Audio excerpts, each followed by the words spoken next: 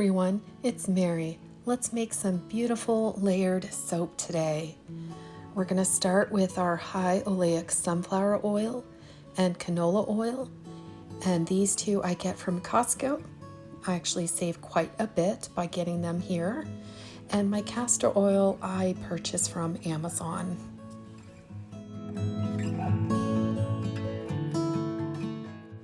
My palm oil is sustainably sourced, and that is from Brambleberry, as well as the Palm Kernel Flakes.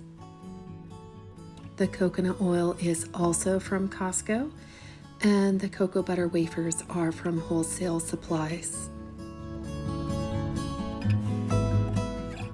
The sodium lactate is also from Amazon, and the Tussa silk as well. I love adding Tussa silk to all of my soap. It adds such a luxurious feel to the bars.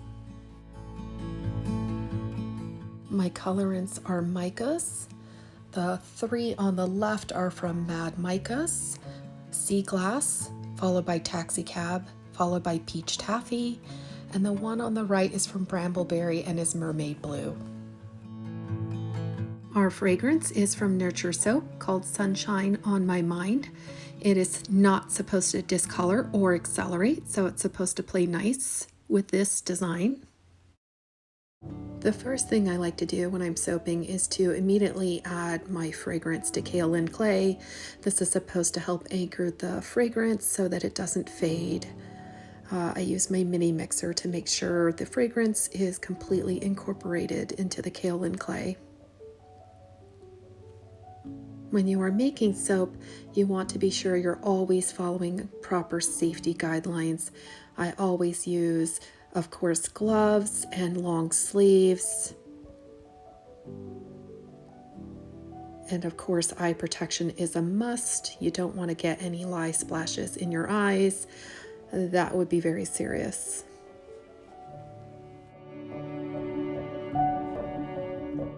For this recipe, I'm using a pretty steep water discount at 40% so that I can pour each layer pretty quickly after the prior layer.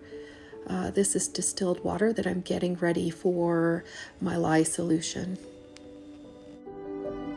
Next, I use Tussa silk in the distilled water. I cut it into very small pieces into the water so that it dissolves a lot quicker. I find that this takes a lot less time than leaving it in long strands. Next, I carefully measure my lye. I try to keep my hand over it to try to prevent some of the dust flying out, but you can use a KN95 mask as well, or another similar mask if you're worried about any of the lye dust. Definitely do this in a well-ventilated room. Here I'm pouring the lye crystals into the distilled water and over the top of the Tussa silk fibers as well. Make sure you stir it really good, and it should start to become less cloudy and more clear as it dissolves fully.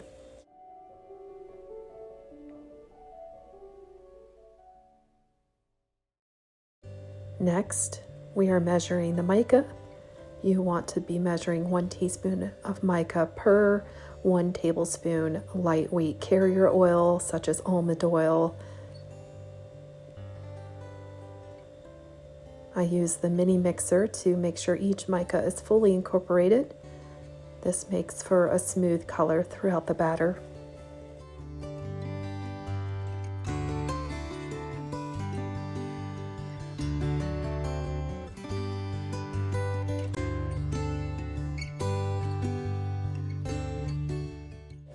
Carefully weigh and measure your hard oils.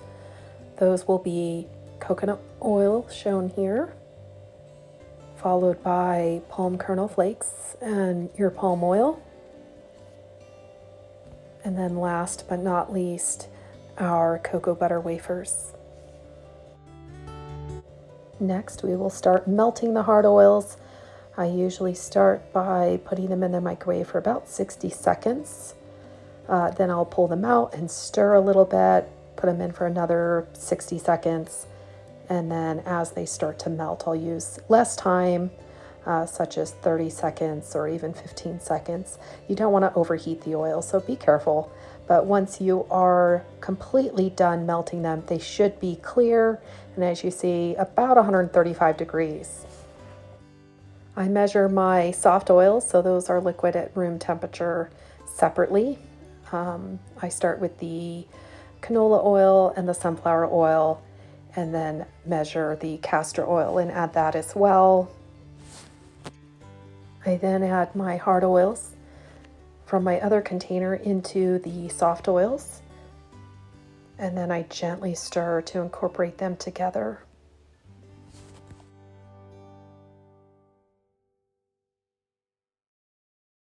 Next, I'm measuring each color separately, so each layer will have its own oils. I measure 14 ounces in 4 separate cups, and then I pour each of the mica colors that have already been pre-mixed into the 14 ounces of oil. The reason for this is to prevent the layers from firming up too quickly, where I would not be able to pour, say, the 3rd or 4th layer by the time I got to them, because the soap would have possibly accelerated or become too thick to pour. I've had this happen in the past, so to avoid that, I like to do each color in its own separate batch, and that way I don't have to worry about acceleration. Next, I am adding my fragrance that's been pre-mixed with the kaolin clay into each one of my colored batches. This fragrance actually behaves very well and is not supposed to accelerate, so this fragrance that I used would be great for a more complex design, such as one with swirls. But the way I'm doing this, actually you could use a fragrance that highly accelerates in this particular way that I split my batches, because really it prevents the batches from accelerating and being unable to pour. So what fragrance you want to use is completely up to you. You can use one that accelerates or one that behaves well.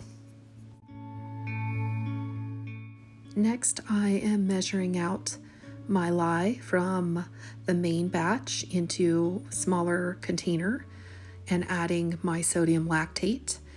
Each color will get 4.82 ounces of lye and 1 teaspoon of sodium lactate.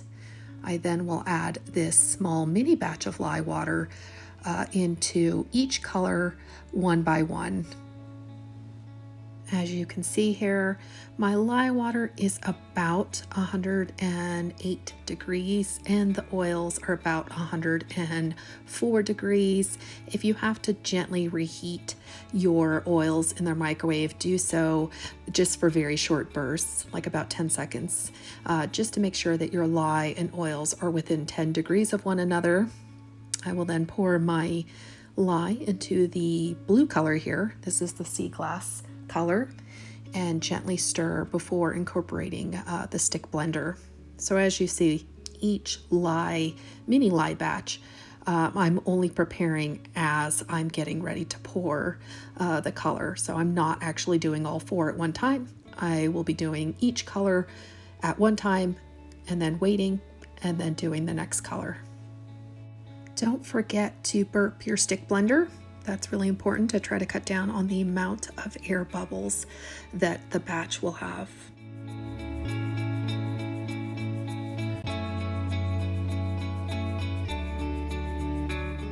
So as I'm lifting up my stick blender, I'm looking for emulsion. With this recipe, you don't have to worry too much about over blending or thickening your batch too much, because I actually want this batter to be on the thicker side. So I'm pulling it up and kind of looking to see just how thick my trace is getting. And then I had to do this about 4 separate times for about 10 seconds for each burst of the stick blender. And then as you see, it thickened up beautifully to kind of a medium trace, I would call this, where it's almost like a pudding texture. And go ahead and pour your first layer. Again, you don't have to be too picky about this. You can just get it right in there. I went ahead and tapped the mold on the counter briefly and then I proceeded to do some texturing. You can skip this step though if you want completely flat layers.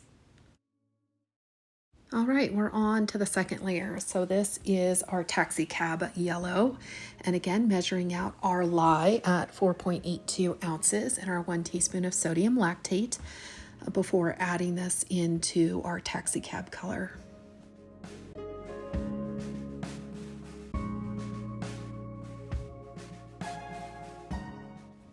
Don't forget to check your temperatures of your lye and your oils to make sure they're within 10 degrees of one another. And again, you can gently microwave the oils if they are too cool.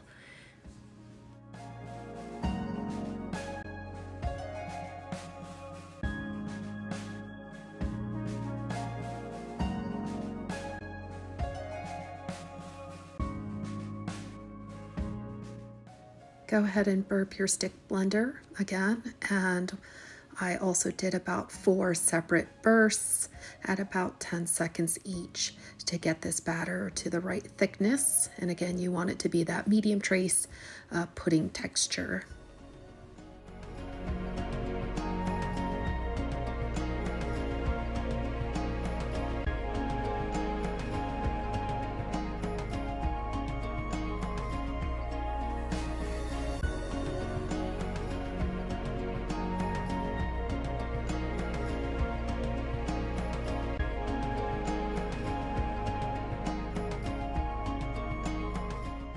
All right, here you see me pouring over a spatula just to make sure that the yellow layer doesn't break over the blue layer, but in all honesty, the blue layer was pretty firm before I poured the yellow layer. I gave it a quick tamp down on the counter to release any air bubbles, and I'm texturing the yellow top as well.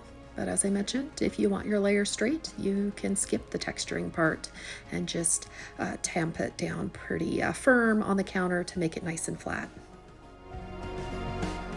You're going to do the exact same thing for the peach taffy and the mermaid blue layers, measuring out your lye water at 4.82 and adding your 1 teaspoon of sodium lactate. I also poured over a spatula for this one. Although again, by the time you start incorporating the lye into the new color, the prior layer is actually pretty firm. And that's because, again, that 40% water discount that I'm using on purpose so that I can do this rather quickly, as well as the larger amount of the hard oils that I used in this recipe.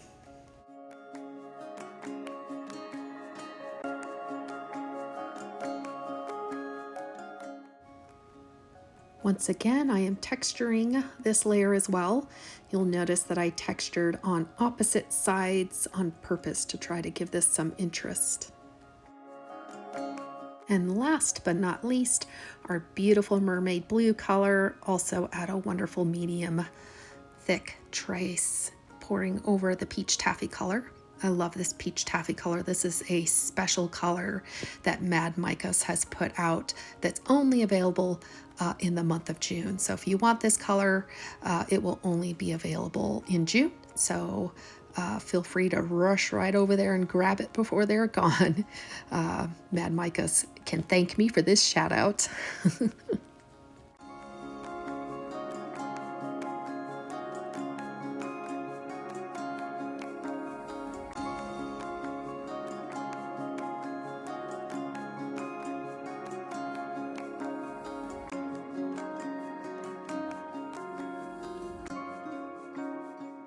All right, this was my last layer and pretty much filled to the top. I tamped it down once again to try to eliminate some air bubbles.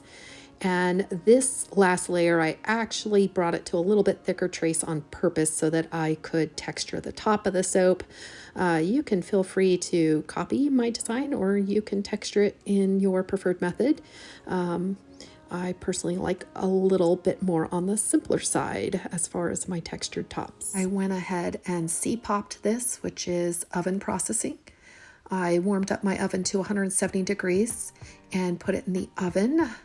You turn the oven off and turn the oven light on, and I left it there for 3 hours.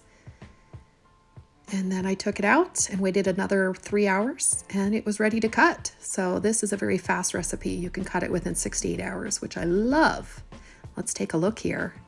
Oh, look at that. I love how soap is always a present, like on Christmas. You never know what it's going to look like till you cut it. And it's always just the hardest part is waiting till you get to cut it. Oh, I'm loving how each one of these are unique. The colors look so fabulous together. Oh, look at that. So gorgeous. And the scent is perfect. It's such a happy citrus type of fragrance. So it goes really well with these fabulous colors. Check out that peach taffy. Great job, Mad Micas, on this one. This is a fabulous color. All of these really are fabulous. I am loving this bar. It looks fabulous. The last thing I like to do is use a vegetable peeler to gently bevel the sides of my soap. This cleans them up, as you can see, and it just in general makes them look neat, and they feel nicer in the hand as well with the beveled edges. Thank you so much for watching. I so appreciate you. If you really enjoyed this video and would like to see more tutorials, please like and subscribe to my channel. Feel free to drop me any comments. And once again, I appreciate all of you.